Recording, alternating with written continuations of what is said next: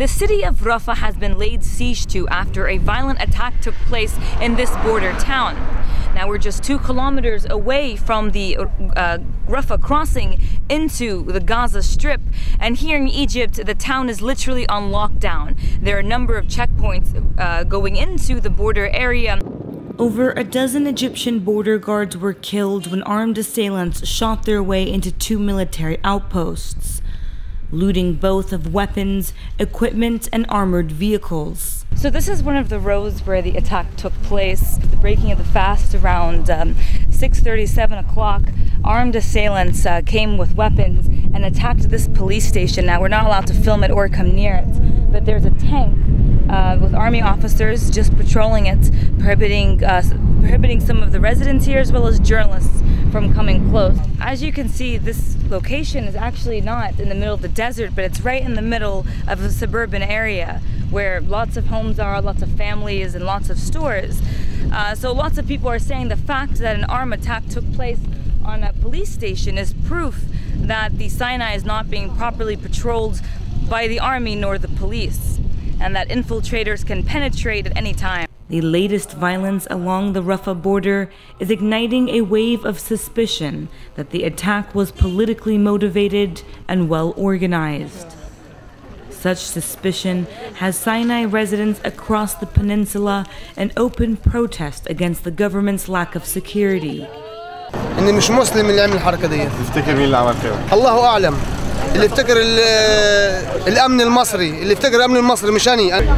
فأكيد 90% المساد الإسرائيلي له رينج في الموضوع ده. Just days before the violence, Israel issued a warning to its citizens vacationing in Sinai to evacuate pending possible attacks throughout the peninsula. Others speculate Islamist militias were involved in the ambush.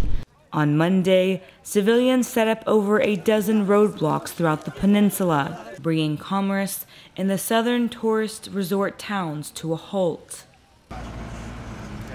As we drove toward Rafah, we too were detoured by a civilian roadblock. This is a town about 30 minutes away from the Rafah border, and as you can see, a number of residents here set up this roadblock. What they're doing is they're protesting the lack of security in this town. Some of them tell us it's impossible to go out at night because there's a number of crimes that take place, and although the police and army are present, they do not partake in protecting the citizens. This here is an open protest against that. من يوم 25 يناير مش آمنين نحن في بيوتنا. عم العشاء بتضرب بنخاف نقطع الطريق ونمشي. مين يعمل عملة زي ديت؟ ما حزب الله نعم القوات المسلحة الشرطة عايزين أمن نحن هنا. As we drove around, we were prohibited from filming the army and police. We just tried to shoot at the border, but we were turned away. We were told to go back into the city and receive the proper accreditation to shoot at that border. The roadblocks here have intensified, and it seems as though the Egyptian army as well as the police have literally laid siege to the town of Rafah.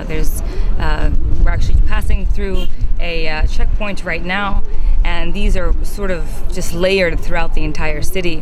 This is a show of how severe the situation is. President Mohammed Morsi announced that the reaction to the violence would be swift. The military council issued a nighttime curfew in Rafah and indefinitely closed the border to Gaza, leaving many Palestinians stranded at the border barely 2 weeks after President Morsi announced the border's opening. Meanwhile, Gaza's ruling Hamas condemned the violence. The attacks have further strained the newly elected president's relations with both Israel and Gaza. The armed forces here, as well as the police, have literally been scouring the area for the militants who they said escaped.